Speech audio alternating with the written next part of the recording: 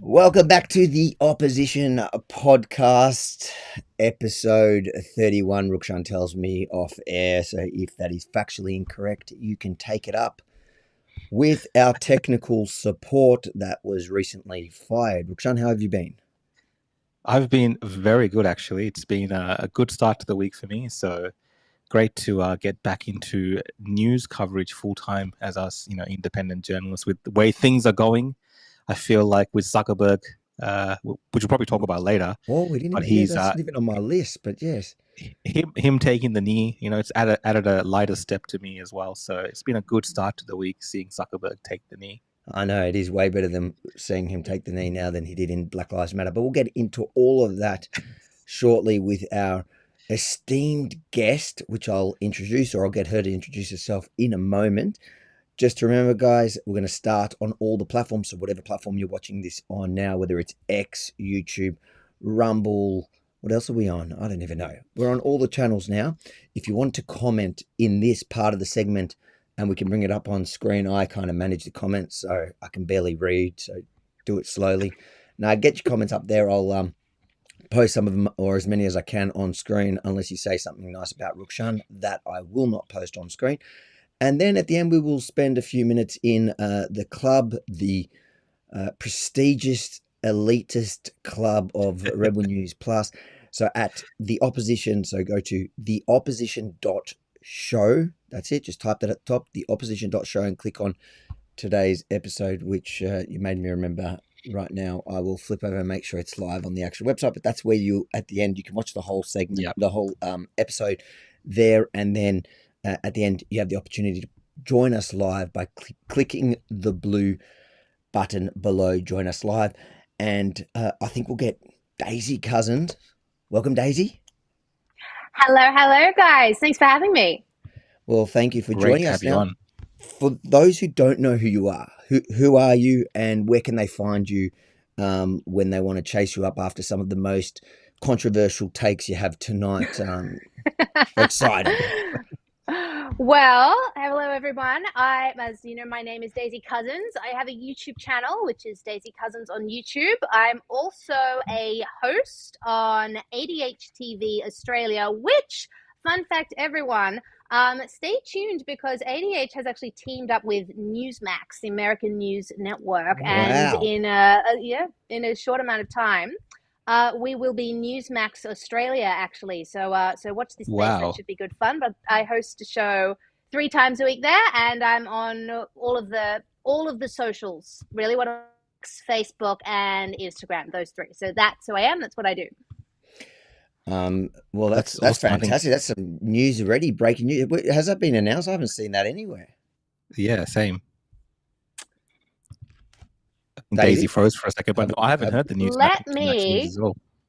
Let me get off my Wi-Fi. Let me do the thing that Australians have to do, unironically, which is rely on our data plans. She should have signed up to Starlink, Harvey. Starlink, this is mate. what happens. Starlink is where you should have gone. With Starlink, with Elon Musk's technical knowledge. I hope Newsmax gets him some Starlink happening. Yeah, that should be the first upgrade that they do. So switch back to the double screen till we get Daisy frozen on us. Maybe. Oh, here we go. I'll see when she's. Anyways, that was some pretty exciting news on the spot. So, guys, I've just made sure it is live now on the website. That was my bad. The opposition.show, so you can watch the whole show straight off the website if you're a Rebel News Plus member. And at the end, we're gonna have that little short segment where we hang out, have a chat, take some calls if anyone wants to join in. That'll be the last. I think tonight we'll stay live on most of it. I'll see how she's going. We'll get her to come back in. Let's just take a few comments while we're sitting here. Hey, what do you reckon? Yeah, let's take a few comments. Put them on there. Yeah, that's just a hello, Rukshan, and hey everyone. Short order cook one. Do you reckon short order cook one stands for like a cooker? It's my kind of person. Well, we have been referred also as cookers, so we are all one, I guess. 3 great Australians. Like I'm flabbergasted at people calling you an Australian. Okay, let's take a look. I think we've got Daisy back. I'm pretty sure. Yep, she's on guest 2. Let's see. Is she frozen? Yes, we've got her Hey back. guys, sorry about Welcome that. back. Look, we were worried because that would have been that would have made you our longest lasting guest. Gosh, well, I don't know if you heard me before. I cut out, but I did what it's so unironically Australians have to do in these situations, which is get off our Wi-Fi networks and get onto our 4 or 5G because the internet in this country is so completely crappy. So I am old school on my 4 or 5G at the moment, but seems to be working better than the No, Wi-Fi, it is which is doing well now. sad. Have you looked at Yeah. Starlink? I'm not paid by Elon, but I did use it traveling across the country in the US. Sorry, and I found like most of the time, especially download was very good. Upload, that's the thing for content creators. It was quite difficult. Upload was not great. Hmm. Download was really good. So for this, it might not be great because you're obviously relying on both download and upload. But I don't know how it is in Australia. I imagine that is the future. The fact that you can I get would say internet so. pretty much anywhere. Yeah. 2025, Yeah. it shouldn't even be an issue. I know, right? I know, right? I should look into Daddy Elon's network. Everything he touches turns to gold. So I'm sure it's the same with internet. So, Daisy, well, I think you just got us excited there by that news you just dropped on us. Yes. Newsmax, is that something that was announced already? I haven't seen anywhere, and myself and Rukshan, we look at ourselves as number one in alternative media and about number 42 or something. We both haven't heard anything. When did this news drop, and when can we expect that change? And does that Yeah, mean it's you're going to be on it's satellite? look, I'm the details are almost completely ironed out. Is the impression I get? I'm not 100% sure when it's going to launch, but it will be in the very, very, very near future, from what I'm told. But yes, we will be the Australian arm of Newsmax. So yes, Newsmax Australia. It's got a nice ring to it. Yeah, I'm really looking forward to it. Newsmax is an amazing network in the US. They came around just at the right time. They're big on Trump, which of course at ADH we're big on Trump as well.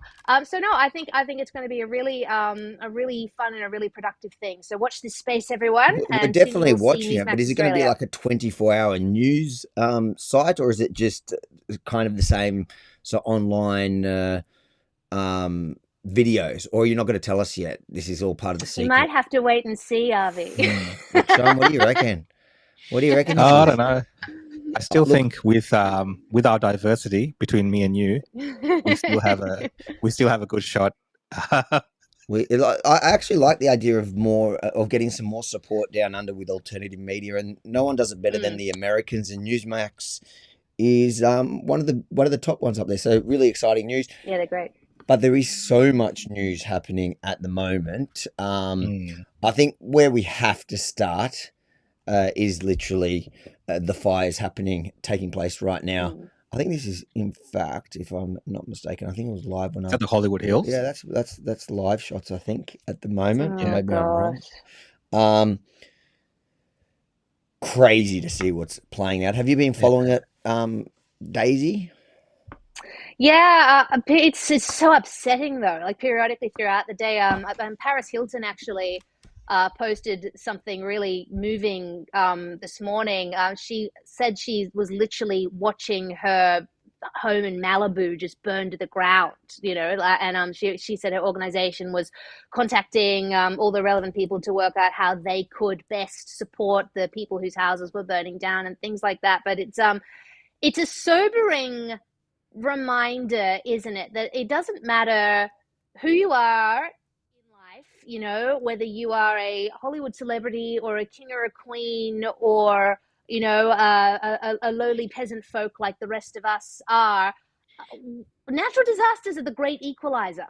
It is a sobering reminder. It doesn't matter who you are. If there is a fire or a storm or a lightning strike or an earthquake, like we are all rendered exactly equal, and that's what we're seeing in this case. So it is a reminder of our own fallibility, and in a weirdly esoteric sort of way that even though we're all different, we're all very much the same, you know, which sounds a bit wanky, I know, but it's just dreadful watching it all unfold. And my prayers are with all the victims.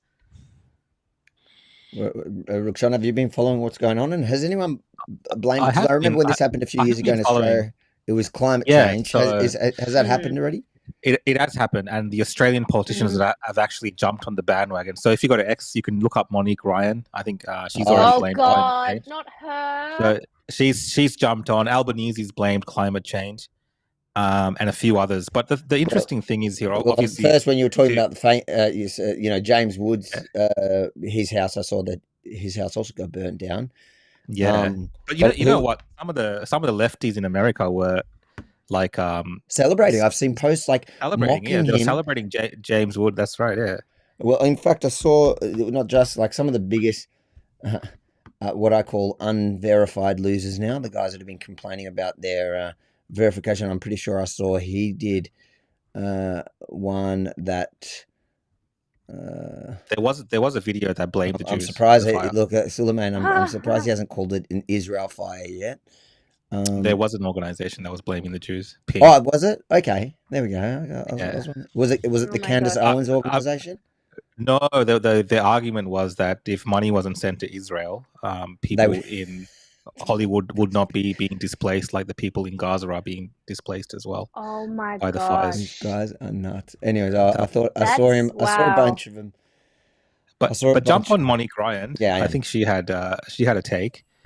But the interesting thing is, like, some people are also suspecting that there are, of course, there's natural fires, but there are also arsonists involved in some of these new fires that are popping up. So it's a mixture of both. I think, from what I've seen. It usually is. I remember those big bushfires in Australia a few years ago. What the lefties were jumping on them and blaming climate change, but it turned out that one, there'd just been no hazard reduction, or almost no hazard reduction burning done for like 10 years prior. So the whole thing was basically a tinderbox ready to go up. And two, there were like people literally lighting them because they were bored or for whatever reason. Yeah, but if I remember correctly, many of them were named climate change. Yeah. They were arsonists by the name of climate change. Yeah. Is this supposed you were talking about with Monique Ryan? That's one. Yeah, that's one of them. Yeah. It says California will happen. So Paul Mullins, the former New South Wales Fire and Rescue Commissioner, says the California wildfires are happening because of climate change and what we predicted. We could prevent more tragedies like this by acting more effectively to reduce our dependencies on fossil fuels. These guys are so vile. And it's crazy, right? Because when you see, right, I don't know if you've seen, Daisy, like with Governor Gavin Newsom in California, like, you know, water's running out of the fire hydrant taps there. There's Trump kind of reacted. Trump reacted low to water. They're burning water. That federal aid should be provided to California for as long as it takes. Well, it's very sad because I've been trying to get Gavin Newsom to allow water to come. You'd have tremendous water up there. They send it out to the Pacific because they're trying to protect a tiny little fish, which is in other areas, by the way, called a smelt. And for the sake of a smelt, they have no water. They had no water in the fire hydrants today in Los Angeles. It was a terrible thing. And we're going to get that done. It's going to finally be done. I got it done from the federal side, and he didn't want to sign it, but it's not going to happen again like that. There's no reason. Can you imagine? You have farmers that don't have any water in California. They have plenty of water. They don't have a drought. They send it out to the Pacific, and it's crazy. So what's happening in California is a true tragedy. I know those areas very well. I have many friends living in those houses. That is a true tragedy. Nobody ever thought. I mean, virtually Beverly Hills and areas around Beverly Hills are being decimated. The biggest home. Anyways, Trump there pointing the finger at Newsom, and in fact, he posted on X on True Social. I retweeted it. He's calling him Newscum. That's his Newscum. Here we go.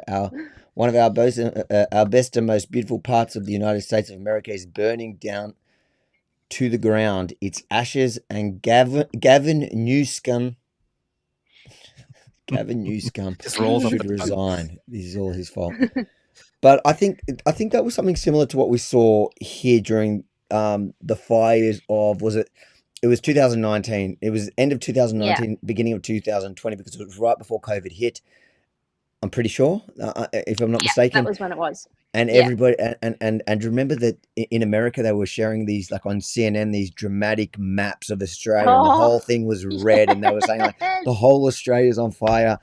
But at that time as well, I remember um, the left was pushing uh, this narrative that this is absolutely 100% climate change, and anybody that's discussing some of the back burning and the fire things that they have to do, they were just conspiracy theorists. Mm.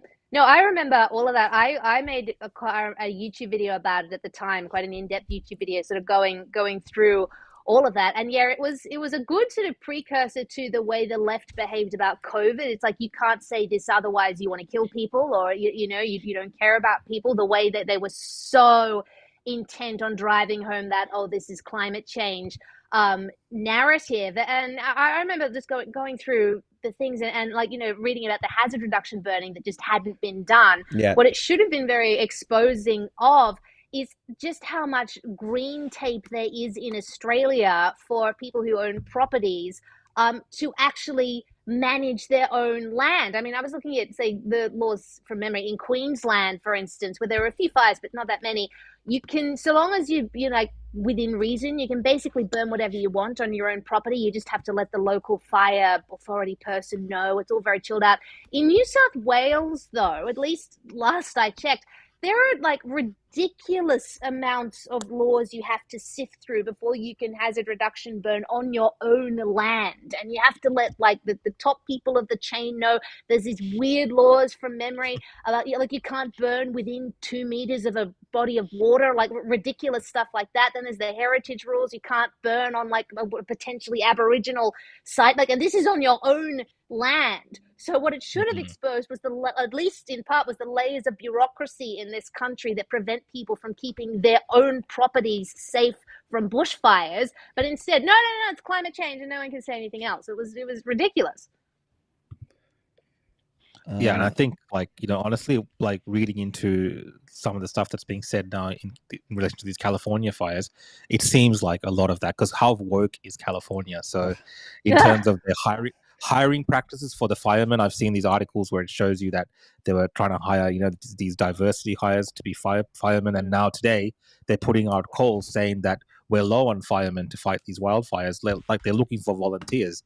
So it's insane how these kind of advanced societies in the West tend to do this to themselves, because all of a sudden they're too, they don't want to even manage nature anymore. They don't understand what nature does in these instances, because it's unforgiving when these fires do catch on. So you'd think these advanced societies in the West, in countries like Australia, would in fact want to manage the land around them, especially when they're living in these type of environments. So it's insane how it's become like this, because I think it's going to become more.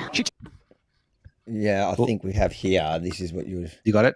this is. I think this is the Well, fire this is chief, one of the isn't it? fire Super chiefs. Yeah. inspired. She took time out of her already busy schedule to tell us about her vision for the department's future, one that includes a 3-year strategic plan to increase diversity. People ask me, well, what number are you looking for? I said, I'm not looking for a number. It's never enough. Out of 3,300 city firefighters, only 115 are women right now. She's already looking at ways to change that. She's quick to point out that doing so has a greater purpose, attracting the best and brightest for the job. They feel included, they feel valued, and they feel part of a cohesive team. The chief also checks another box when it comes to inclusivity and diversity at this department. She's a proud member of the LGBTQ community. That just kind of opens the door of people that thought, wow, I didn't even know that was an opportunity for me. I'm super inspired.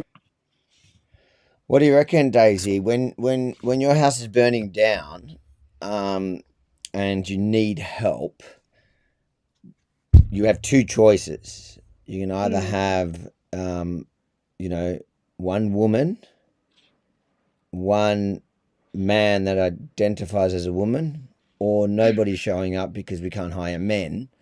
Who would you pick to come and save your property and your life? Oh, well, that's a difficult choice. I think in in that case, I might be sort of, tying my bed sheets together and sort of slinging them out the upper story window and trying to kind of save myself by abseiling down the side of my house because I don't know about you, but diversity hires in fields like the firefighting squad, the police. I'm going to throw this in: airplane pilots, the army. Those kind of very Hold on, physical professions. don't you think women can fly planes? I can understand the police and firefighters and the army.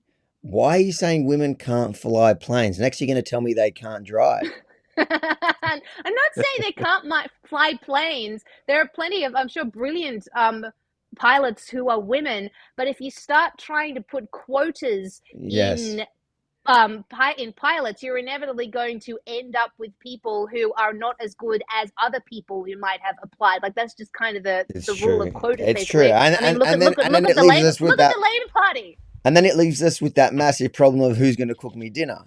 That's a joke. That's a joke. Everybody, calm down. That's the main problem. Everyone, that is a joke. That is a joke. But no, yeah, I don't know, man. I mean, I have immense respect for anyone who is a firefighter. That's a job I can never do. Like, male or female, if you're a firefighter and you're good at your job, like, you come and rescue me from my burning house. Hopefully my house doesn't burn down. But if I had to, instinctively make a choice, I would prefer the person to rescue me from my burning house be like a 6'4" built, massive armed male firefighter dude who I have full confidence will be able to sling me and my two giant I'm starting to get very suspicious about this. I'm starting to get very suspicious about this scenario. It's sounding more like a fantasy. How dare you? Oh my gosh.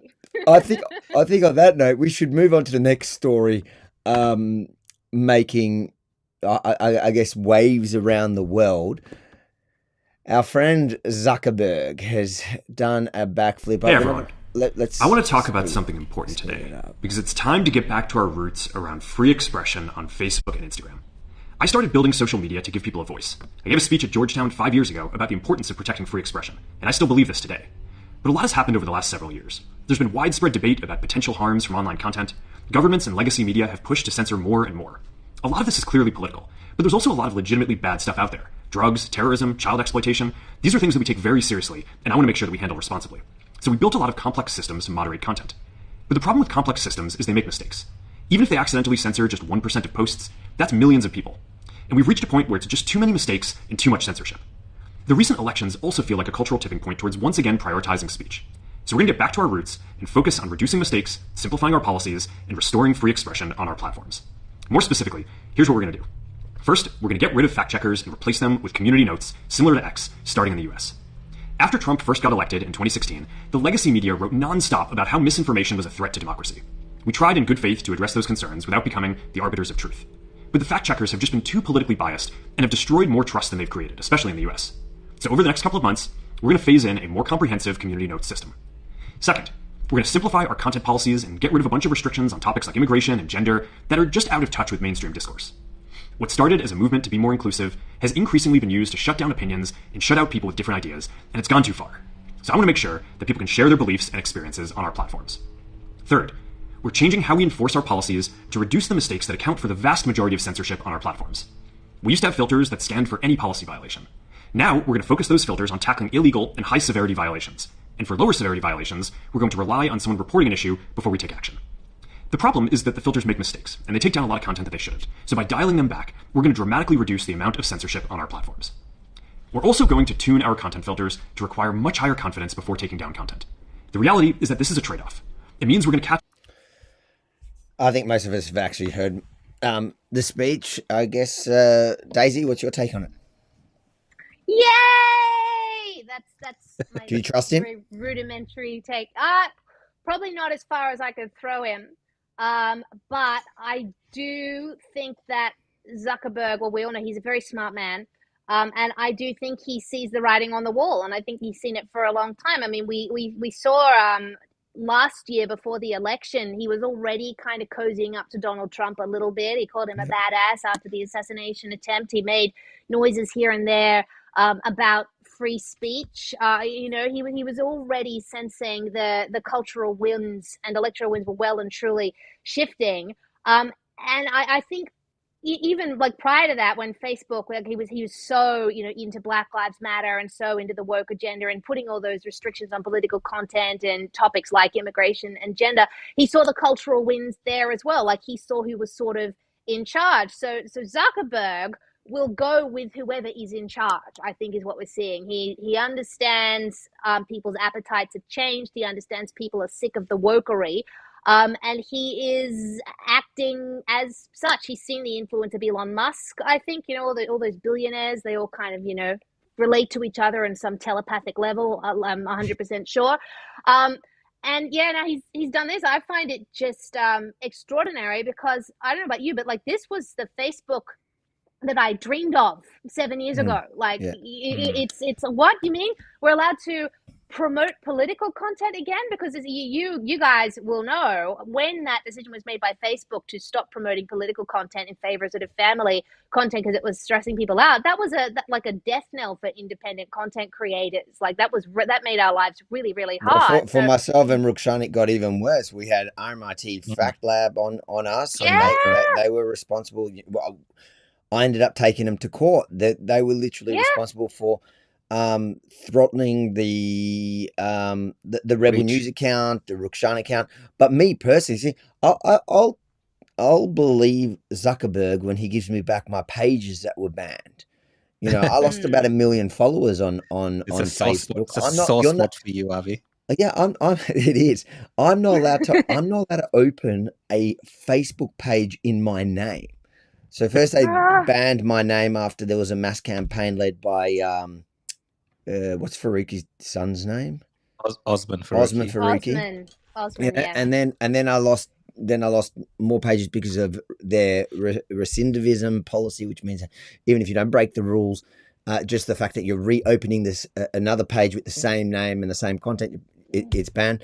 So the only thing that we could have was Rebel News Australia, but then it was hit by what you're saying, where they were de-promoting or whatever they were calling it, political content. So it became kind of useless to have. And then on top of that, we had RMIT Fact Lab, fact checking the most bizarre stories, like the one of Dean Lee lying at the shrine. There was zero reason for that to be, because remember when they first said they were introducing these fact checkers, it was to stop misinformation about, so they were talking about electoral fraud, medical misinformation, because they were saying that it was in the middle of the pandemic.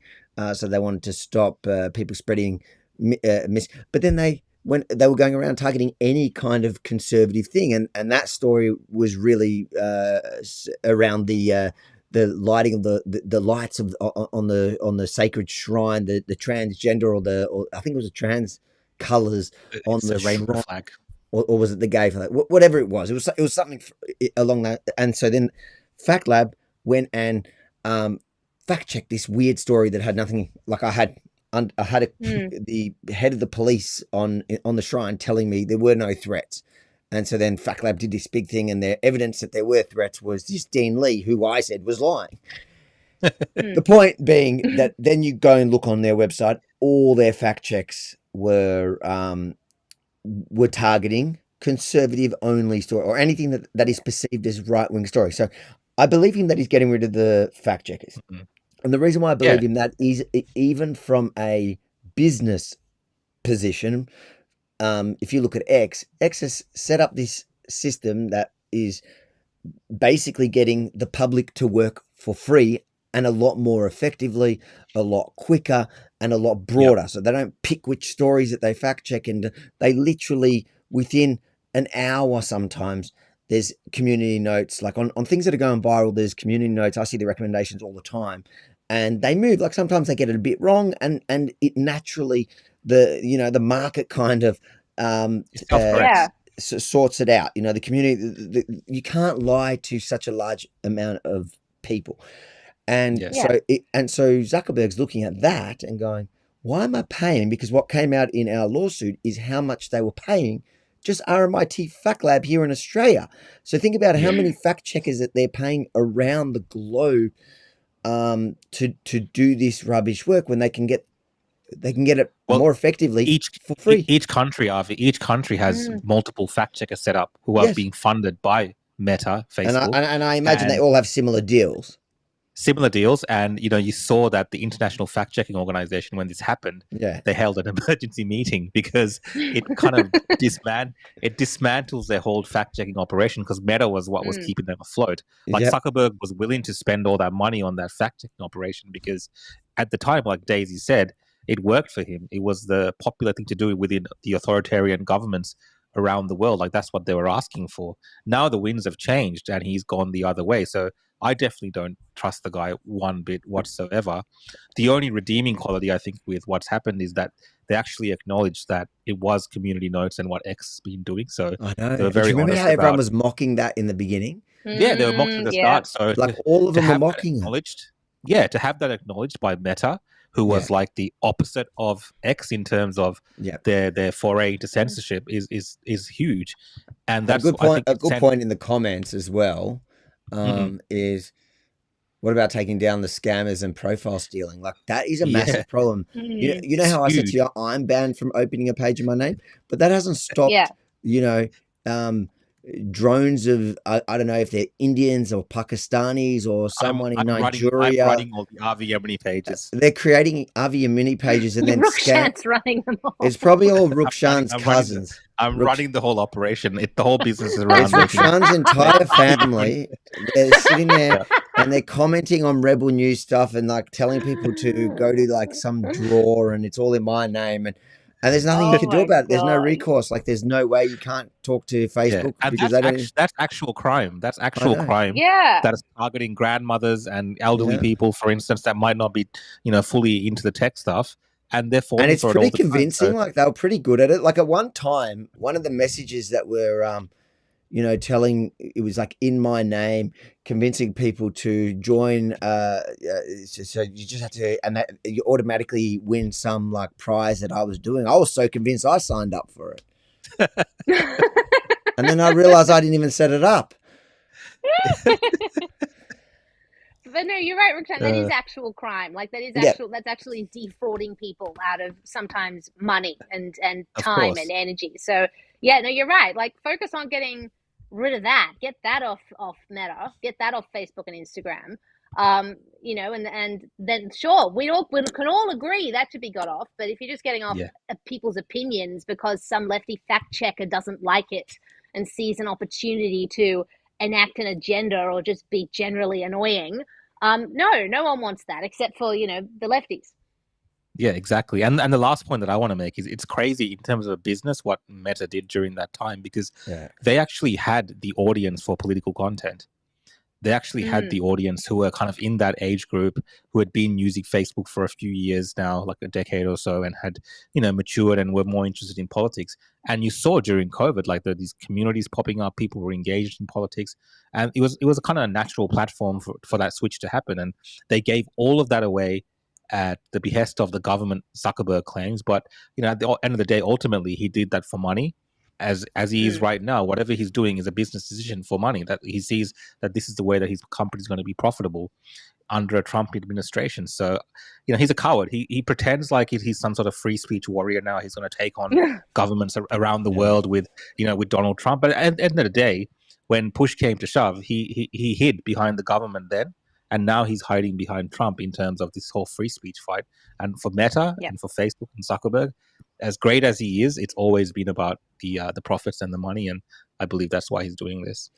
Maybe I'm just hopeful.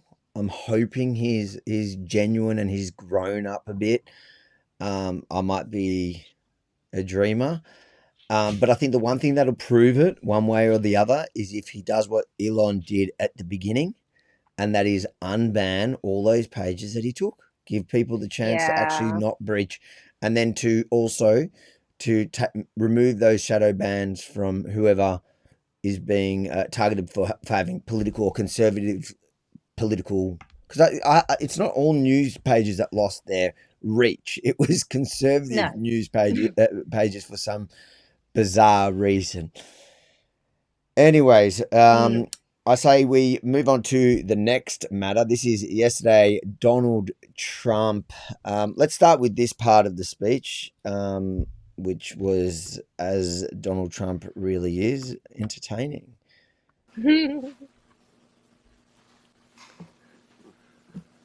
Thank you very much. It's an honor to be with you.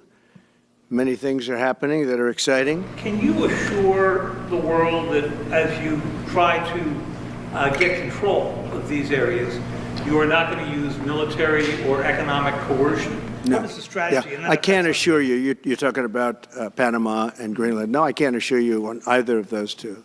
But I can say this. We need them for economic security. It might be that you'll have to do something. Look, the Panama Canal is vital to our country. It's being operated by China. China. And we gave the Panama Canal to Panama. We didn't give it to China. And they've abused it. They've abused that gift. It should have never been made, by the way. Giving the Panama Canal is why Jimmy Carter lost the election, in my opinion. Your position is clear, but have you directed your staff to take specific actions to drop plans? And can you elaborate again? You didn't rule out military coercion. Well, we need Greenland for national security purposes. I've been told that for a long time, long before I even ran. I mean, people have been talking about it for a long time. Are you also considering military force to annex and acquire Canada? No, economic force. Because Canada and the United States, that would really be something.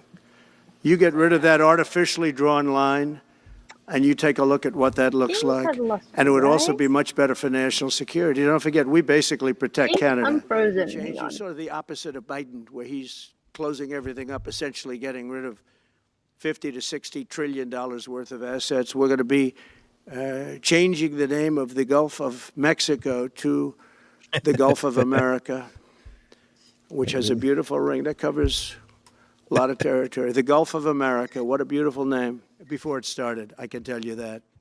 A deal could have been made just by an average deal maker. Deal could have been made on that. And Mexico has to stop allowing millions of people to pour into our country. They can stop them. And we're going to put very serious tariffs on Mexico and Canada, because Canada, they come through Canada too. And the drugs that are coming through are at record numbers, record numbers. I chose The Guardian just because I thought that would have the most triggering parts of selection of the speech. What's your take on it regarding the Panama Canal and Greenland? Do you know much about the background to all that? And is this just Trump playing around, trolling? Is it him beginning the negotiation by scaring the crap out of everyone? What's your take on what's happening now? Oh, well, I think my initial take, guys, was, gosh, I've missed this. I have so missed this. I have so missed Donald Trump doing a press conference and just saying some mad stuff that goes and makes all the establishment world leaders and mainstream media moguls absolutely like flip their switches, which is exactly what has happened over this Greenland Panama Canal. I was thinking, oh my gosh, this is like hooked to my veins. Seriously, I'm loving it. Do we have a chance? Is there any chance that he'll invade Australia to save us? Oh God, I hope so. Oh, there was an article on the Daily Mail. Pull up the article, Avi. They put an article on the Daily Mail or something about that. But what you said, Daisy, like these reporters, like they've been in like kind of la land with Biden, because obviously you can't talk to Biden, you can't ask him questions. The guy's not there, and all of a sudden now you have the complete opposite in Trump. And I don't think many of these reporters are actually ready for what Trump is. Like maybe they're not used to him. I remember last administration when Trump was in power, Jim Acosta and all these guys like taking it up to him. I'm looking forward this time around to see who will it be in the mainstream media from the left, especially, that takes the fight to Trump, because they love doing that. That's going to be entertaining, of course. Bold new push for Donald Trump to seize control of Australia. Yes, please, Daddy Trump, please. Donald Trump's fan base is calling him to annex Australia. US president makes wild claims about planned land grab. I don't want to give Trump any more ideas, but these guys don't have guns anymore. Conservative General Chadwick Moore, in a post on social media, Oh, where's that, mate? Well, We Elon would, Musk shared the tweet that had this stuff in there. if COVID was anything to go by, here you go. I don't give Trump any more ideas, but these guys don't have guns anymore. That's if, literally. if COVID's anything to go by, Australia would just roll over. Aussies would just be like, all right, we're Yanks now. Look, I prefer that than the Chinese coming in, which they're going to do at some point. I think they Yeah, already own the exactly. place. To be honest, they own the place. We just it's just they're starting in Pine Gap. They've already got a base right over here somewhere. Do you remember that? Remember when we saw that in Alice Springs? So okay, so there was that part of the press conference. There was another part of the press conference that I absolutely adored. I've actually put it at the time here. Let's have a watch. Do you think they're waiting for President Trump to take office? No, I think they heard him loud and clear. Better get done by the inaugural. But when you say all hell will Before be paid, I take office. All hell must be paid if they don't release the hostages. You know what that means, don't you? Well, do I have to define it for you? Look, all hell will break out. If those hostages aren't back, I don't want to hurt your negotiation. If they're not back by the time I get into office, all hell will break out in the Middle East. And it will not be good for Hamas, and it will not be good, frankly, for anyone. All hell will break out. I don't have to say anymore, but that's what it is. And they should have given them back a long time. They should have never taken them. There should have never been the attack of October 7th. People forget that. But there was, and many people are killed. They're no longer hostages. I have people from Israel and others calling, begging me to get, we had also people there from the United States, just so you know. They're holding some so-called hostages from the U.S. But I've had mothers come to me and fathers crying, can I get the body of their son back? Can I get the body of their daughter back? That beautiful girl where they threw her in the car, pulled her by her ponytail and threw her in the car like she was a sack of potatoes. I said, what happened to her? Sir, she's dead. Like a 19, 20-year-old beautiful girl. And the way they treated her. And I just say it this very simply. Steve's got a job to do. He's a great guy, great negotiator, great person. They respect him over there already. It's what we needed over there. We have people that know everything about the Middle East, but they can't speak properly. They don't know. He's a great negotiator. That's what I needed. I could have sent that gentleman right over there, Hussein. He's a great negotiator. There are people, they're rare. Great negotiators are very rare, like a great surgeon. But we have the right person. But I tell this, I don't want to hurt the negotiation. If the deal isn't done before I take office, which is now going to be 2 weeks, all hell will break out in the Middle East. Okay? Thank you, Mr. President. You've done a great job. What's your take on that little nugget? Well, I think he certainly means business when it comes to Hamas, and like, look, honestly, like, I'm a pacifist. I'm very, very anti-war.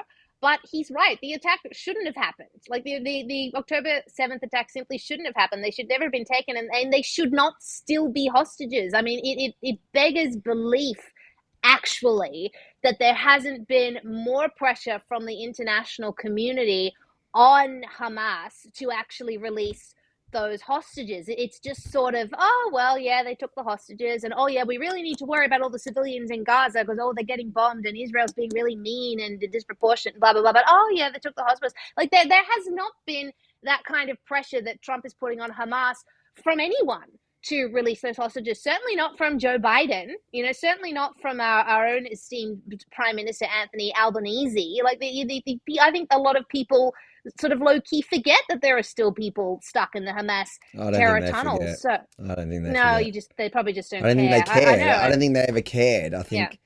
it doesn't fit their narrative. But Yeah, that's the thing though. They just don't care that like 100 and whatever people were taken hostage and lots of them have been killed. Like Trump is right to draw attention to that, and it is about time, I think, that someone actually came down heavy on Hamas and said, no, this is absolutely not acceptable. You have to release them, or as Trump said, all hell is going to break loose.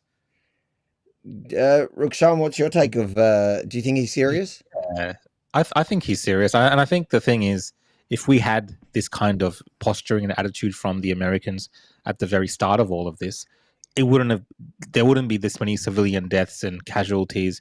from this war that's taken place since that time. It's been going on for so long, and no one's been able to kind of break this kind of deadlock.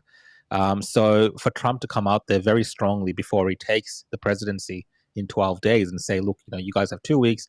If you don't sort out your crap, it's going to be all hell's going to break loose. And I think the way that Trump's gone about it and the statements that he's made, he's going to look stupid, of course, if he doesn't, do something about it in 2 weeks and these hostages aren't released. So I see him actually acting on that. What that looks like, we don't really know. Yeah. But I think he will act on it and do something if it's not done, because it's gone on for too long, especially in terms of the hostages. And this is what strong leadership looks like. And we've almost forgotten what it looks like from the US because, they're so silent and quiet on this when they actually do have the power and the ability to make these type of deals happen. And they just frankly didn't care for a long time. And so I take him at his word on this, and he's really put it out there that it's not the first time he said it. He's been saying it for months now, really. Yep. So I think he'll do something. I think my prediction is this. My prediction is, at the moment, I think he's probably pretty close to a deal between Russia and Ukraine. Yeah. And what's going to happen is they're going to drop that. They're going to, that news is going to drop immediately after the inauguration, and he's going to be like, look at this success. And at the same time, I don't know what it's going to look like. I can't fathom what it's going to look like. It's probably going to be something along the lines of Israel behind doors. He's going to say, you guys have now 4 weeks, because that's how much time I'm going to buy. That's how much goodwill I'm going to buy by ending the Russia-Ukraine conflict. We're going to push that message. We're getting peace. But at the same time, there is going to be a horrible war on the ground in the Middle East for about a month, but then it's all going to draw to a close. It's what should have happened in the beginning, a hard, strong finish with the full support of the American.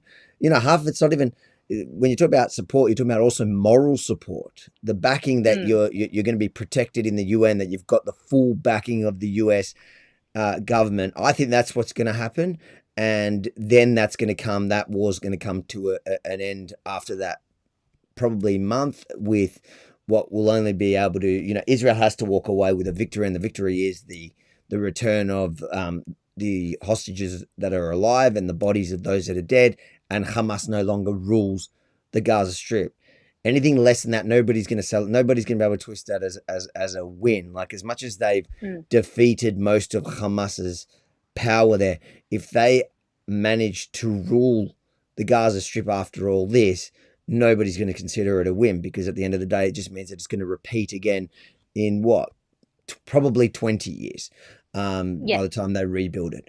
What Israel's done in the north, I don't think any other fronts are really going to open. I think the Houthis, we're going to see America step up their battle against the Houthis. They're going to once and for all finish that issue. I think that's definitely, when he's talking about a broader, all hell's going to break loose in the Middle East, I think he means with the Houthis.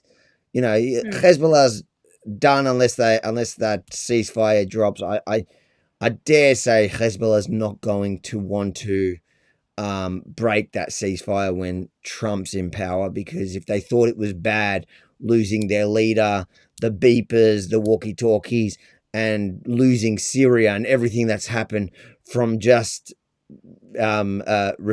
refusing to sit October 7 out.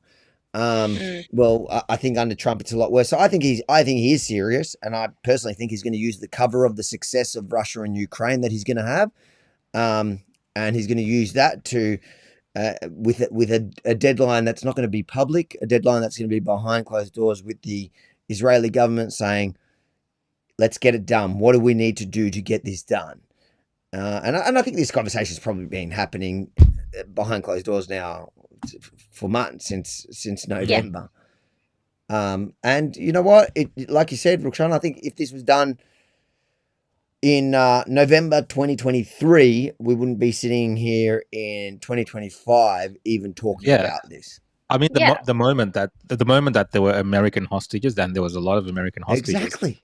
That really gave them the in to actually go sort it out very quickly, as a sign of power in the area and just sort the issue out, and we would have avoided many of these type of issues, I believe. Today, of course, now the devastation that we're seeing in terms of for the innocent civilians in the Gaza Strip is, of course, tragic when you consider that a lot of this could have been avoided by just strong leadership.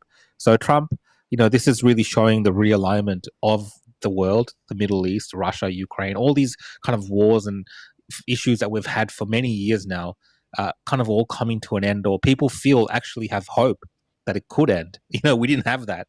And now we kind of also have this real hope that the world is changing in a positive direction when it comes to this. So, good on Trump. And there's going to be people, I know probably, Avi, you've seen within the MAGA movement as well, who aren't happy with Trump, that he's talking like Do you know this. what? And I think so on. anyone So that's it's been crazy. paying attention, you see, the people that are deluded, that called themselves MAGA, I don't think the real MAGA people that I met out in America, they were listening to every word Trump said. They were backing, supporting almost everything he was saying.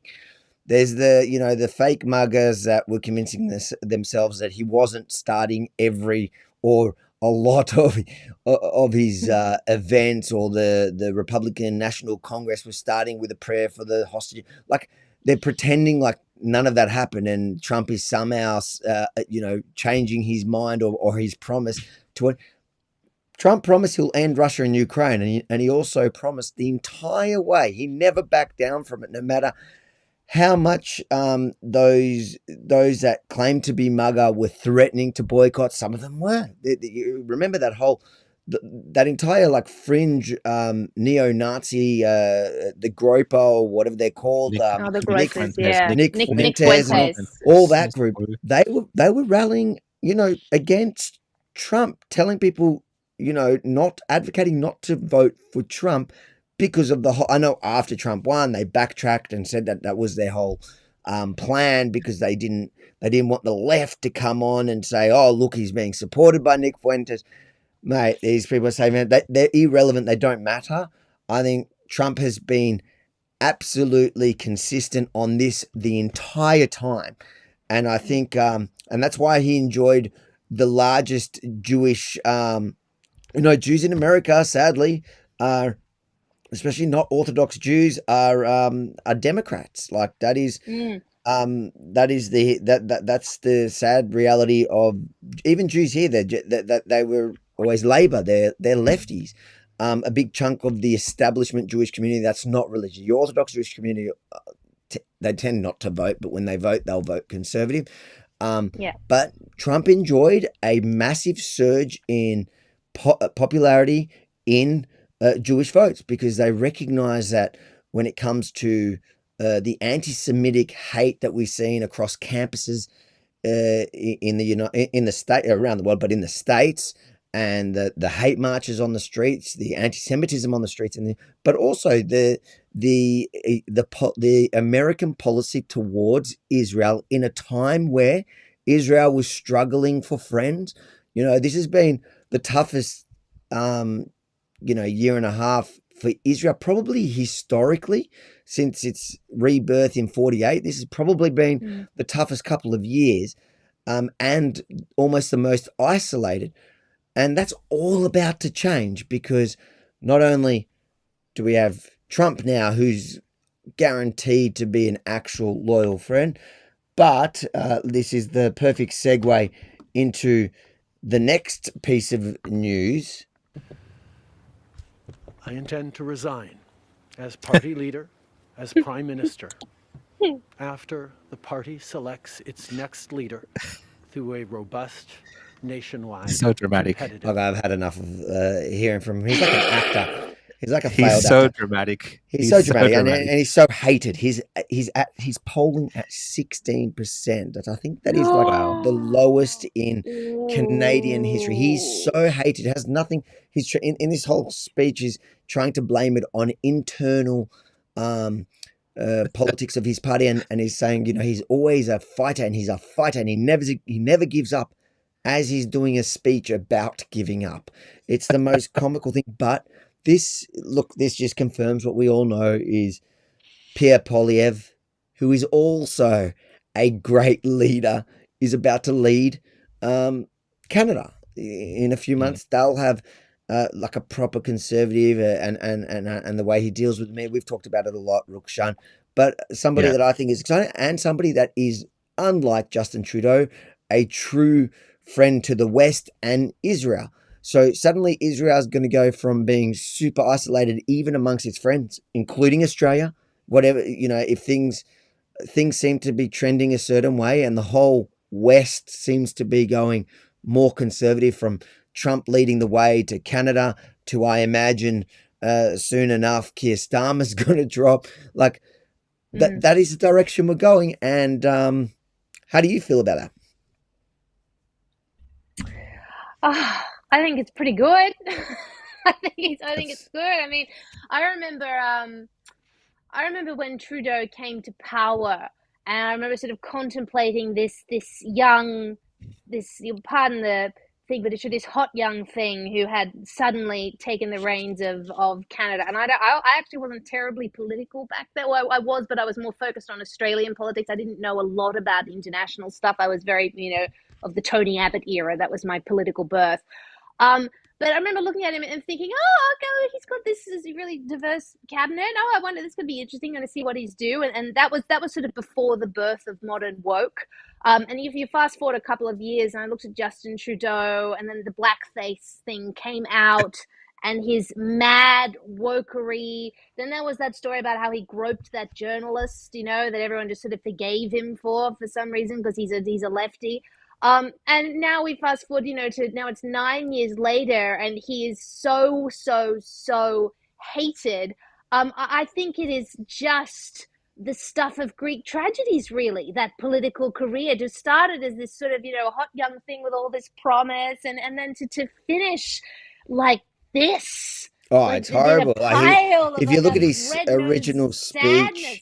he has his Oh, wife my by God. his side. She's like there in the crowd, like hyping everyone up. Now he's quitting alone. His wife has left him.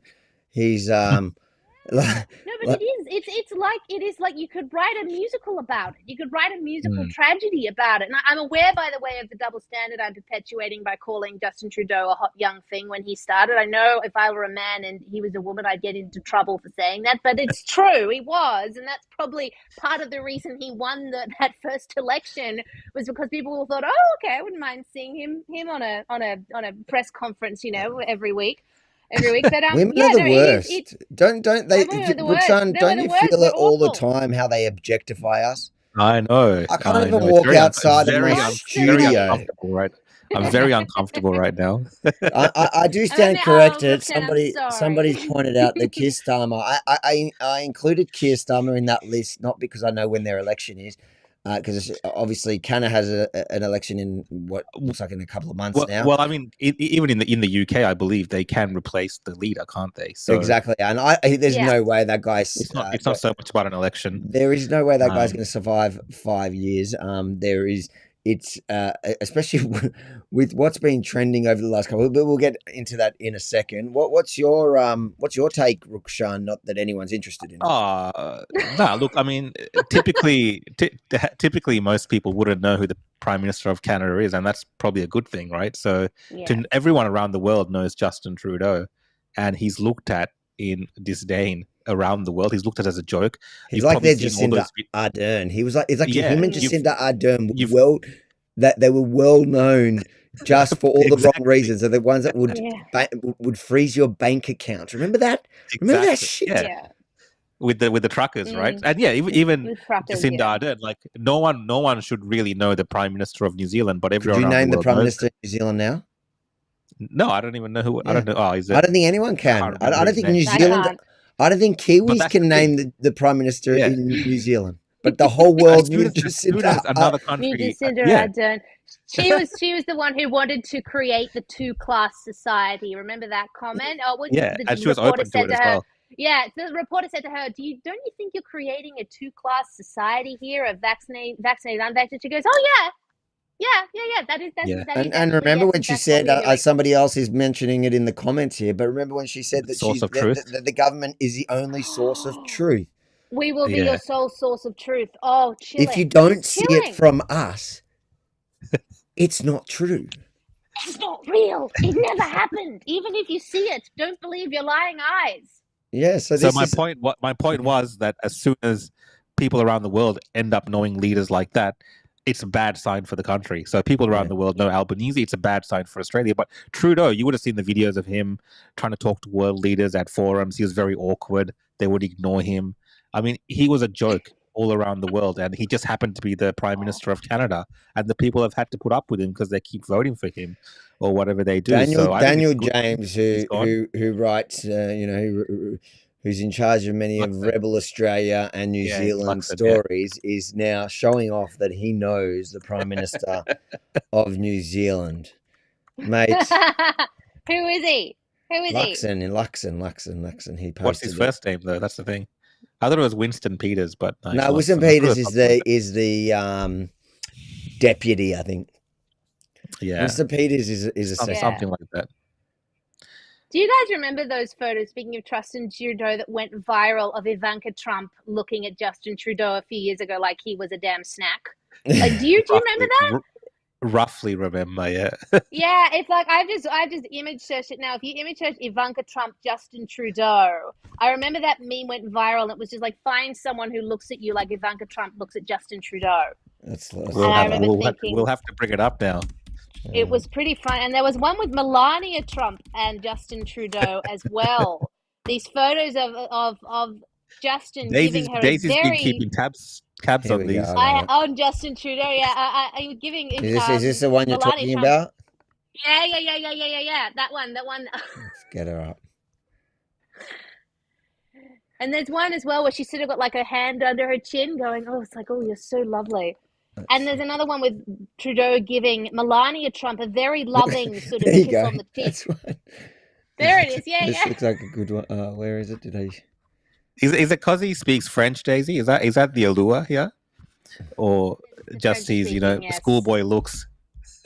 What the boy the collegiate sort of good looks and the Fidel Castro DNA, the Latin American DNA shining through. I love perhaps. the Castro. That might be what it is. It's that Latin DNA that evidently women find so irresistible. Exactly, it's just coming through. This is so politically incorrect, but you it's very funny. You guys are way too mean, and I'm going to have to stop you there. Now we're going to have to get into something a little bit more serious. Speaking, and we did correct ourselves with Keir Starmer. Yes, he's not up for re-election soon, but the reason why I think his days are numbered, if you've been following what's been happening, especially on X, but it is then, as it does, made world news, and especially in England, really pushing things along is Elon Musk's involvement in the whole grooming gang conversation, Tommy in jail conversation. But so there was a vote. Was it yesterday? Yeah, yesterday. This morning. This morning here. Yeah. I sent you the video for that. I've got. Oh well, I did my own research, mate. I don't need your help. Oh. Fair enough. I just call you when the computer breaks down, mate. Stick to stay in your lane. So MPs vote against the amendment. Ayes to the right, 111. The noes to the left, 364.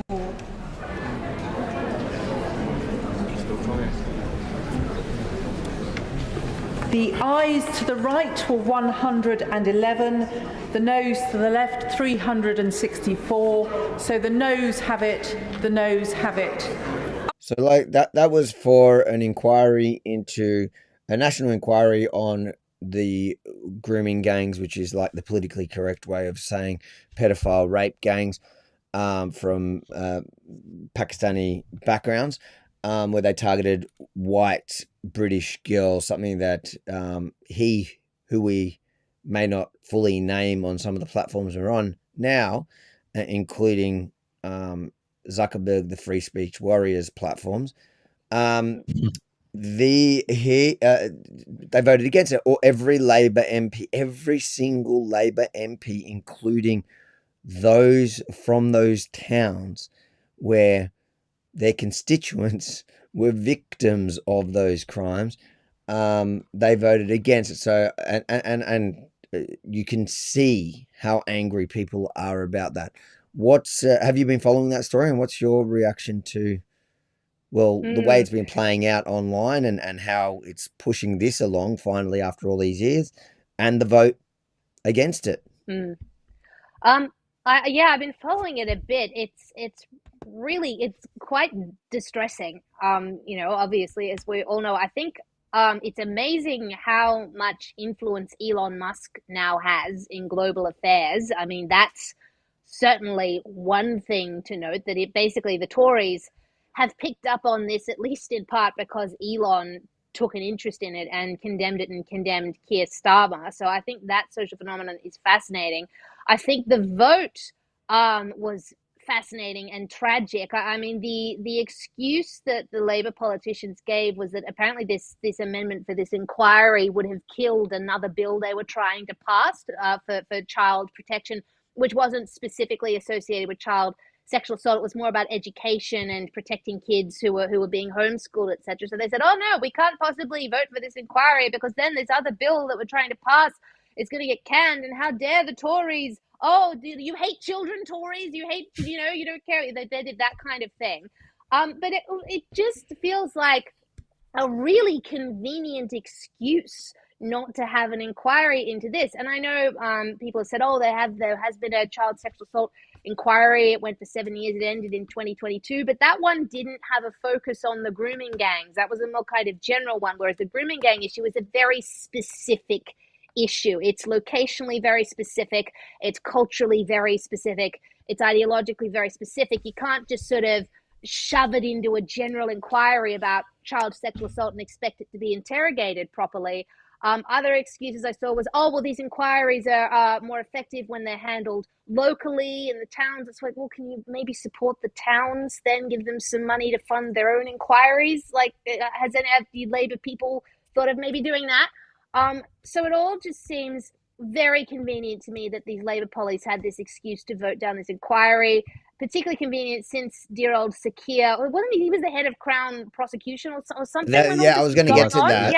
Yeah. So he, a lot of people are pointing directly at him, and he was part apparently of or a lead against prosecuting a lot of these cases back then for the reasons that was given, as in they didn't want to encourage racial division, racial hate. Racism, They were arresting fathers of victims for daring. Avi, I sent you a video.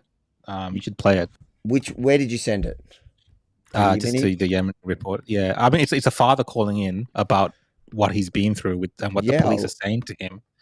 I think it's really important that people hear just how much it's impacted these families. I see that you've sent me stuff. I didn't realize you sent me stuff today because I usually just ignore you, so it's like it's just normal. But play the one from Talk. Yeah, I've got it here. Yeah, I can see. Yep. Oh wait, no, not there. Sorry, mate. We will pull it up, mate. It's pretty cool that I have the power here. Did you know that, Daisy? Like back when we first started this, Rukshan was the one that controlled the narrative, and now it was such a rubbish show back then. It was rubbish. It was embarrassing. That's so mean to Rukshan. It was embarrassing what we were putting out, and I'm just thank you for noticing, Daisy. I'm glad. Rukshan, I think you should file like an HR complaint. Definitely, I'll definitely have you as a witness. And I will be a witness at your hearing or whatever it is. Perfect. That sounds wonderful. It's not very nice. Here we go. What do we got? There we go. Rukshana, there's your message. Finally, you did something for the show. I'd like to talk to you about my daughter. Back in 2004, my daughter was gang raped. Pakistani Muslims from Oldham. They travelled 18 miles to my town to get to my daughter.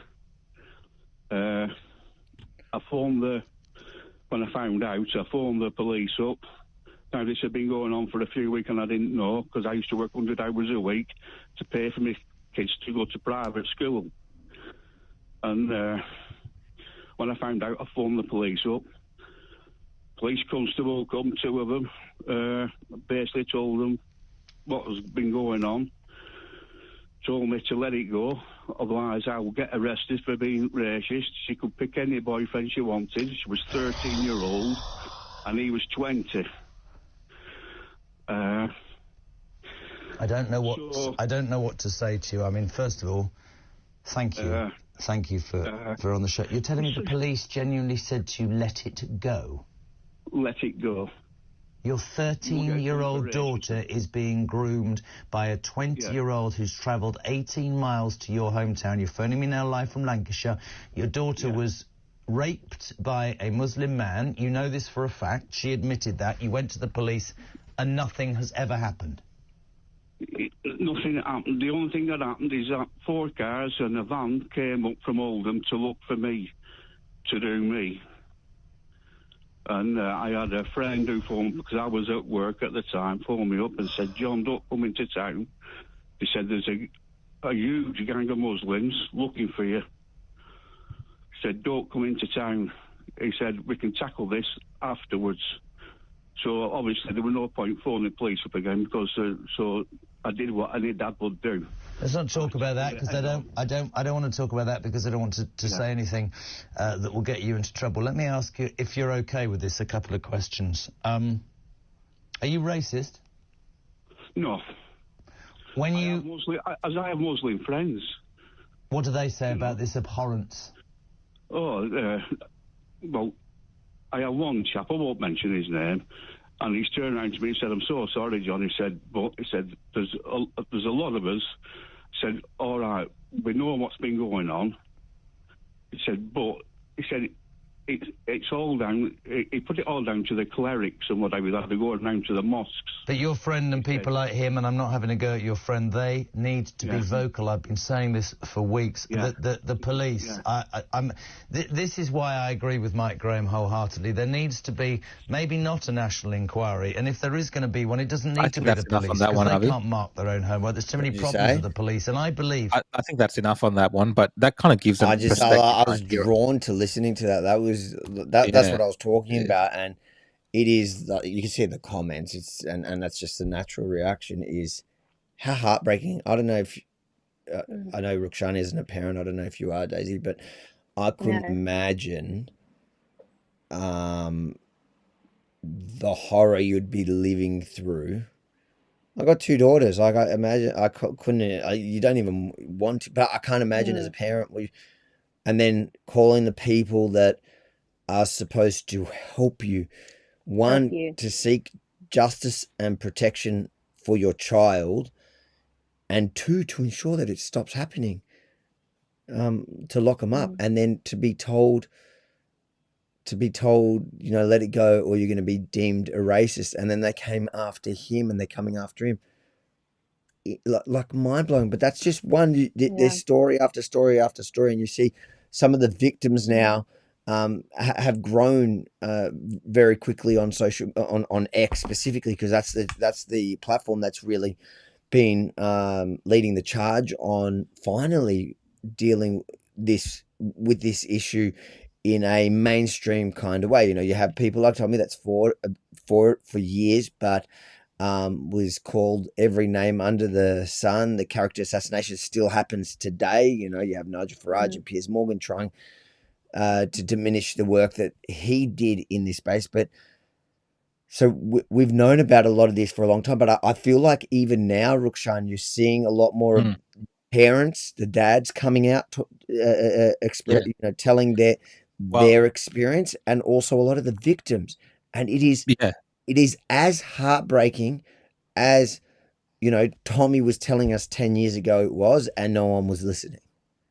But even today, Avi, that other tweet that I sent you from that Sammy, who's actually a victim. Yeah, that's so. If you read that tweet, that is from today. So the police are still calling victims. Now that victims are speaking up on platforms like X, they're receiving phone calls from the UK police telling them to remove their posts talking about this. I mean, the level of control that the police are trying to exert over these people who are victims is insane. Here you and go. merely for talking about their suffering. Just read So that post. Sammy Woodhouse is a known one of those victims that I mentioned that recently has her platforms has grown. There's a bunch of them, really because I think Elon's been retweeting them. Yeah. I've received a phone call from South Yorkshire Police tonight about my reporting on X. They've asked me to delete posts and not report on Rotherham professionals moving forward, even though there's no reporting restrictions on the case. I'd like to add the information I've reported came directly from South Yorkshire Police over 6 months ago. It's also been in the public domain for over 6 months. I'd also like to add the police officer didn't really have a clue what was going on.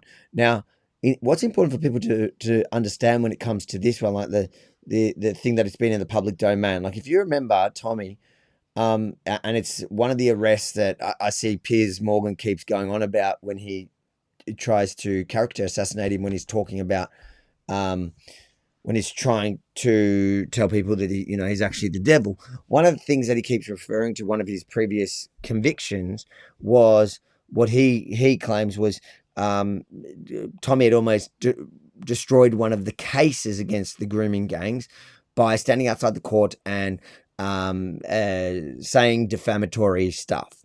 But what really actually happened, like this Sammy is saying, he was reading, because the thing is, these people try to lie to us and they want us not to believe our own eyes. I remember watching that live as it happened. I became friends with him after that, and I'd worked for him and all that, so I know him on a personal and professional level. But also, I'm saying we all watched that happen live in front of us. He was reading a BBC article outside a court that, yes, there was a gag order on, but he was reading information that was in the public domain, already reported on by BBC, and it was already the deliberations had happened. They were just handing down the sentencing. It was not going to crash the case. It was absolute nonsense what Piers was talking about. And this is the thing. This is what I fear with Sammy. Like, I don't know. These people are crazy. Look, I guess it's a lot easier to target the white football hooligan, and lock him up. Will it go down as easily? And it didn't even go down that easy back then, if you remember. But like nowadays, they're struggling with him in isolation and the kind of backlash the government is getting. Like the vote in Parliament all came from this.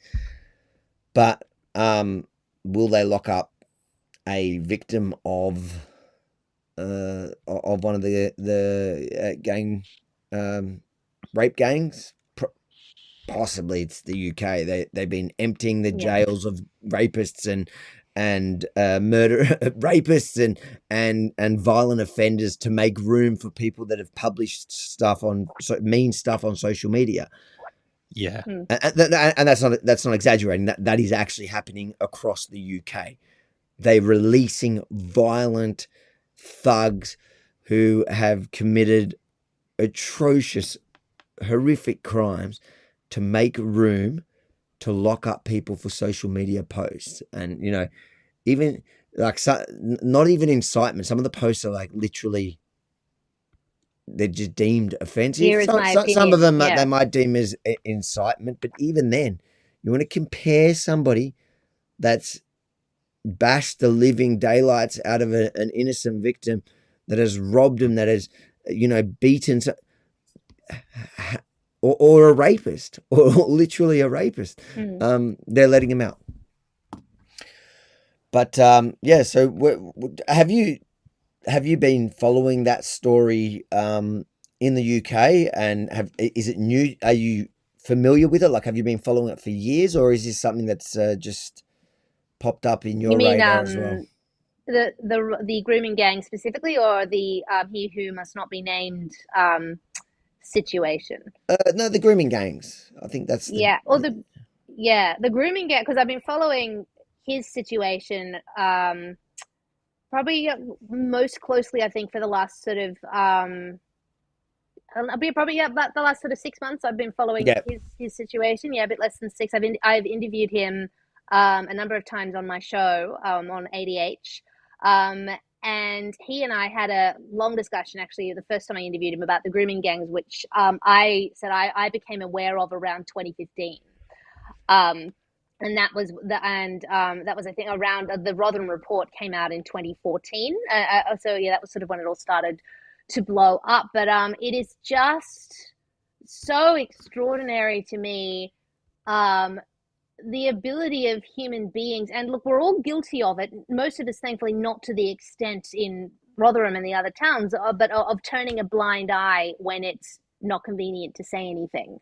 You know, the fact that, as you know, that terribly tragic phone call, you know, the very people who are supposed to help us and to, you know, protect us as a society when we need it, we're just going, hey, let it go. Let's not do anything about it because we don't want to be called racist, even though children were being gang raped by a group that, as I remember having this argument with people, or, you know, until I was blue in the face. I'm like, no, the reality is they come from places that are culturally hostile to women. That is just a fact. Like, and an unveiled white woman especially is like the lowest form of life to this particular culture. And that's not all Muslims, obviously, but the particular places have that attitude. Of course, there was going to be a problem dropping them into country towns in England. Like, how did nobody foresee that could possibly be an issue? And then to try to sweep it under the rug because you don't want to be called racist. I mean, it is just like when children are being exploited and raped, it is just, there aren't sort of any words for it, really, you know. But it's I guess it's good that it's come up again, because it's a reminder to us all that no, this did happen. These victims are real, and it's still happening. They have been There's reports of it still happening, and it's still happening. Yeah, exactly. So, it's a shame the UK Parliament voted down the inquiry. But look, at least Elon Musk is talking about it, which means that everyone is talking about it. So, hopefully there will come a day when it doesn't happen anymore. I don't know when that day will be, but hopefully that day will come. Well, I think was something you wanted to add, Rukshan? Look, I mean, it's very obvious there's a very kind of clear racial element to this whole thing. It's hard to avoid the fact that these women, these girls, young girls, were selected because they were white by these predominantly Pakistani Muslim gangs. It's very deliberate what they've done. And then the cover-ups also are racially based in terms of the way that the police have responded to this and the authorities have responded to it, whereas they're saying, well, you're going to be racist if you talk about this, so we can't talk about it. The actions today, I believe, are also based on this kind of idea of social cohesion that we don't really want to go into this in too much detail because of the other issues that might arise in the society. Of course, they want to protect themselves and their failures. That's definitely an obvious fact as well. But I think there is a massive racial element here where, you know, the UK is far advanced in terms of going down this path that they might not ever be able to reverse. You know, the societies are kind of falling apart in terms of the identity of the UK. And, you know, it's kind of a warning to everyone else that this is how you end up when you, honestly, like what Daisy was saying, take people that aren't really compatible and just plop them in a place where it's a very kind of, you know, innocent, they're not maybe used to this kind of behavior. Now, a lot of people talk about the grooming and kind of the rapes and gang rapes that happen in parts of Asia. But the thing is, even though that happens, a lot of the people are aware of what they're up against. And that's why a lot of those women are protected. That's why women aren't sent out at night by themselves, because these type of individuals, these seedy individuals, try to operate in those countries as well. But then to have them brought over to the UK and have the naivety to think that for some reason that they won't behave in the same manner when they're unchecked and there's no protections whatsoever for the public is ludicrous. And, you know, I think it's just kind of, this is just surface level stuff. I think this inquiry, if they did ever go ahead, it would show that it's been like almost an institutional style of gang rape that's happened greater than what we even know about. And I think that's what they're really afraid of. Someone letting makes out a of the good bag. point in So the comments. The Scaff brothers, we had our own incident here back in the 2000s, which is kind of reminiscent of what's happening in that was a Lebanese gang, was it? Lebanese, yeah. In South Wales or Victoria, yeah. Now that leads me straight into the final, because I think when people in Australia think, oh well, that can only sort of happen there, and you make a good point. I think we should look at the UK and heed the warnings. You know, have you flew into? Did you fly into London for the what was it, the ARC or whatever? The ARC. Fuck. No, Yeah, no, I didn't go. Brookshan, you did. You flew into London. Have you flown into London recently? I did Myself? actually. Middle of middle of last year, I flew into London. Actually, yeah. So when you fly in, like Yeah. I've gone there over the last, I don't know, 6 years, let's say. You know, a bunch of times, probably a year apart, and you could literally see the progression. You could see like the first time, oh yeah, there was like, it was pretty mixed, and then you know the last time I flew in, which was, I think that was for ARC. So was it for ARC? Which was what, like Yeah, a year? it was Clark. Yeah, just after October 7th. So 2 years ago. Not 2 years ago, a year and a half. A year ago, a year and a bit. It was the end of 2023. It was after, because I came from Israel, so it was November 2023, right? So 13 months ago. Yeah, I'm the mathematician. HR, get onto HR, Rukshan. But There's no fact checkers anymore. The fact checkers are gone. So. You landed, and I felt like I landed in like Islamabad, and the first like Brit I met was the Black Cat. That was the first British person I met when I arrived, and you're just like, what is going on? Where's the culture gone? Where's anything? There's no sense of Britain, especially not in London. You kind of have to go out to get it, and I can understand the frustration of especially the working class, who everybody has ignored, has labelled them racist, but also the institutions that kind of enforced everything and forced everything. And what I'm trying to get at is a segue into the next video, which is letting people know that is heading here if we're not super careful. You can argue that it has already started in Australia, and in fact, this story is from actually late last year, so a few months ago, I think, but it's just received airtime again because I think Elon Musk retweeted it, and it's in relation to Australia. Victorian magistrates have been trained on how to avoid imposing sentences that would result in violent migrant criminals such as pedophiles and drug dealers being deported from Australia. Joining me is former Justice of the Supreme Court of Victoria, Kevin Bell. Kevin, it's a pleasure to have you on the program. Thank you very much. I think pretty much the opening says it, like you can understand what they're saying. The magistrates are doing courses in how to protect violent pedophiles, drug dealers, criminals who are violent immigrant offenders, including rapists and pedophiles, to ensure that you don't give them a sentence that will also, at the end of it, cause them to be deported. Isn't that what we want? Yeah. That's the best time to deport them.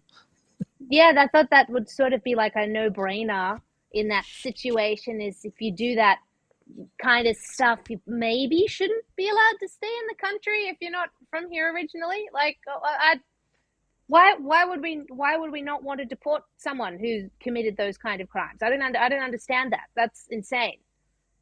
Like, there's no other word for it. That is insane. That is but it's the same concept, and it's the idea of like, if you have those feelings, Daisy, if you think that must mean you're racist, because Oh, yeah. somehow this is about race. It's about you not wanting the immigrant pedophile to live here. You know, if it was up to me, we'd deport all pedophiles. I don't care where they go. Get rid of them. Yeah. Send them all to Tasmania. Like, let's deport them. Oh, poor old Tasmania. I know. Send them to an island. Send them to an island somewhere that's not Tasmania. But the idea that if we have an opportunity to get rid of them legally, shouldn't we be educating the magistrate to do it? Yeah, I mean that's it's so weird, but it is, as you say, it's that gaslighting. Like if you have any objection to someone who is an immigrant who's committed a crime for being here, or a bad crime, that is, not a petty crime, but a bad crime for being here, then yes, somehow you're racist. But I think it is, which is of course not true. It's not the people's race that people have an issue with. It's the fact that maybe they're not of an excellent character to be in the country, and also it's this willful conflation of race and culture that I think the left sort of trips itself up over, whereas race and culture are two like very different things. Like on the subject of the UK again, and you know, you talk about the working class being called racist because they're worried about culture. Culture is very important, and you don't have to be of a certain color, I don't think, to happily partake in a particular culture. I mean, there are British people out there who are very, very posh. They're very British. They're very culturally British, who are black or Chinese or Hispanic or whatever, because they've grown up in the culture and they embrace it and they love it. They're just very, very British in how they behave and the way they think and the way they feel. It has nothing at all to do with the color of their skin, but everything to do with the culture that they have willingly immersed themselves in or been brought up in. So culture has actually nothing to do with skin color. Skin color is sort of incidental in a funny sort of way, but the left freaks out and thinks that any kind of criticism of culture is inherently racist, when that's simply not the case. I mean, we should be able to criticize people for their actions and criticize different culture for doing things that we don't agree with, regardless of the skin color of the people involved, because it doesn't actually have anything to do with skin color. I do remember, Daisy, one instance where left was very open to deporting people, and that was during COVID time. And I believe, Ivy, there was a few deportations during COVID time of people that broke lockdown rules or attended protests. So that actually happened. And the only time because Australia does deport, like under Section 501, if you go to New Zealand and you talk about, they're called 501ers, I think, and that is Kiwis that have committed offence. And then under Section 501, which is a character test, they can cancel if you're not a permanent resident in Australia. So if you know, there's a lot of Aussies, a lot of Kiwis that have lived here most of their life. Brought up families or whatever, committed offences, and they've been deported after years. Even if some of them don't have any family, they were born here as kids, grew up, never did the paperwork, and essentially once they've committed offences, the state has gone out of their way to kick them out and deport them, and that's a conversation we can have, whether that's ethical or whatever. And if that's right, but it's weird how it's not racist to do it to our closest brothers, which are the Kiwis, which are essentially like our little Aussie, like poor brothers and sisters. They just feel bad for. They got, like the worst thing is when you're overseas and they confuse you with a New Zealand accent. You're like, what? New Zealand. No. But like there's no thing about racism. There's no one's trying to protect, at least not on this side of the ditch. Nobody's trying to protect these criminal Kiwis, and the government goes out of their way to deport them. And I think it's because it's easy. It's easy for the government to go, you see, we're deporting criminals. But then as soon as you start talking about immigrant criminals from, let's say, Africa or, Middle Eastern or Syria, Pakistani, then the government will bend over backwards. They will give training courses to magistrates in how not to send them back. So Kiwis we can kick out. even if they've grown up their entire life here and they have an entire family, what's his name? What's the football player? His dad was one of those. Dustin Martin, is it? Am I right? Oh, Richmond It sounds player. right, yeah. Yeah. I'm so not a footy thing. So, anyways, but here's one of the stories. He's a 501er that was sent back. These people were sent back who have lived most of their lives here and they, raised kids here. And again, I'm not saying that that's even wrong. What I'm saying is, if we can find it not racist to do it to Kiwis because it's easy for us, because we don't feel like, even though many of them are Māori and whatever, we feel like, we almost feel like we're one land. We're just sending them back to their state, right? And for a lot of these people, it is devastating. You talk about people years later who haven't committed offences for years, and that have an entire family here, and then they're forced to go back and restart their entire life with nothing there. But then if you have a new immigrant to Australia who's a pedophile, the magistrate's been taught how to protect him from being sent back home. It is insanity, and I think that as Australians we should look at what's happening in the UK, in Europe, for a bunch of things, including this, because we are heading down that path. And I dare say that I think that the UK is probably too far gone, but we're not. It's too far gone. Yeah, UK is definitely too far gone. In terms of the deportation thing you're talking about, Avi, I think deportation for a new migrant to this country that is not a citizen should be the baseline. Like, that is, before you come, that if you break the law in Australia, most likely the first thing that's going to happen to you is you're going to be deported. Basic trial, whatever, you're guilty, you're out of the country. Like, that is the limit of what we should do. And that makes complete sense, because at the end of the day, they're here on invitation. That we do all these good character tests, and they got to fill out all this paperwork before they come here to show that they're of good character to come to Australia. And as soon as they get in here and they do commit these heinous crimes, and we try to protect them. We try to protect them. It just makes no sense whatsoever. So the baseline should be deportation for these type of crimes, especially. And these things are, of course, this wokeness in our court system, like that guy that assaulted me and you, Avi. And I think in the sentencing, the judge took into consideration that he was impacted by what was happening overseas. He said he had 50 family members that were killed. And if true, tragic, but that should not affect. If true, tragic, but also I'd like to point out that if he had 50 family members, they're saying it's 1-to-1 ratio of Hamas terrorists. So if he had 50 family members that were killed, I got to say he's got a lot of Hamas family members. And this is not, Mohammed Sharab walks around with Hamas patches on him, so it doesn't surprise me to hear that half his family is potentially Hamas terrorists. But they're bending over backwards even for him. To keep him in Australia. What is that sentencing? Like, how does it make sense that if you're an Australian, you're in Australia, that you can commit crimes here against the people of this country, and then turn around and say, well, I did it because of something that's happening elsewhere and I was affected by it. I mean, that shouldn't be taken into consideration whatsoever. No. So, I mean, I think, UK, like you said, is far gone. Australia is down that path. How we stop it, I think that is the real question. Even now, when we're seeing this vote that's happened, what are the changes? Is this story going to blow over in a few weeks? Are we going to forget about this in a few years' time? It'll become something as well. These things tend to go away. And what are the real significant changes that are going to happen here? Or will it take, a story to come out of another 20, 30 girls, young women that have been raped in this way that comes to the surface?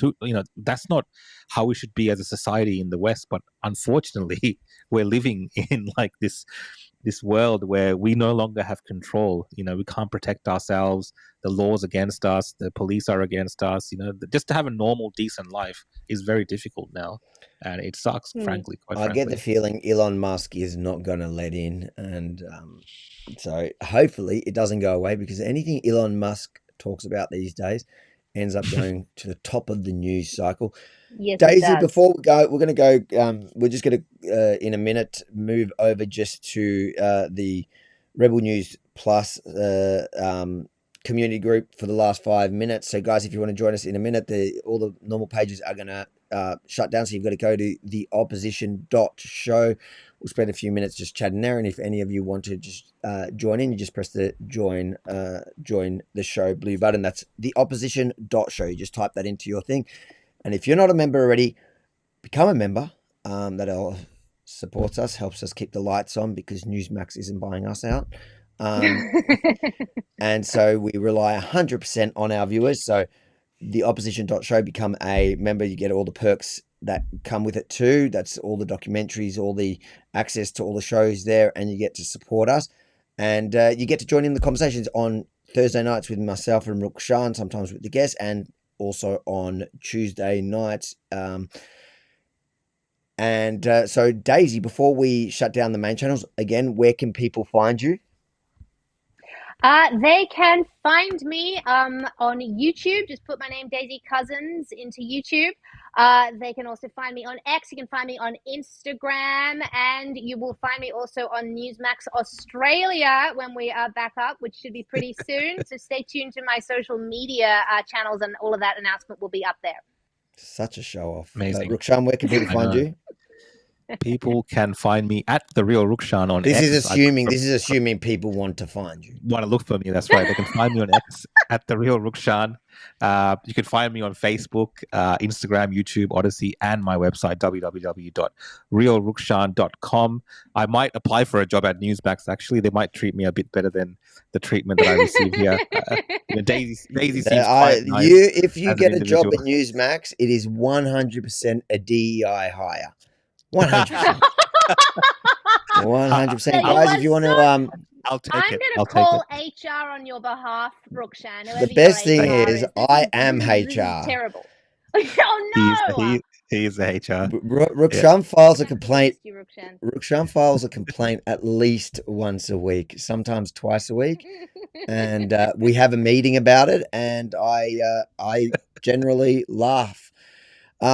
Guys, you can find all my socials at followrv.com. I'll make it easier for you. Again, thanks again, Daisy. We'll stick around for 5 minutes, have more of a casual chat. Not that this was anything official. Nothing is official with Rukshan in it. We can't have anything serious around that guy. So we're going over to the opposition.show. Rukshan, how'd you find tonight's stream? That was very good. I think, we were a bit rusty when we did it last time, the first week back after the holidays. We were a bit rusty, but today was good. Everything kind of ran smoothly. And yeah, it was, I think it's always hard, I guess, touching on these type of topics as well. It's a bit confronting.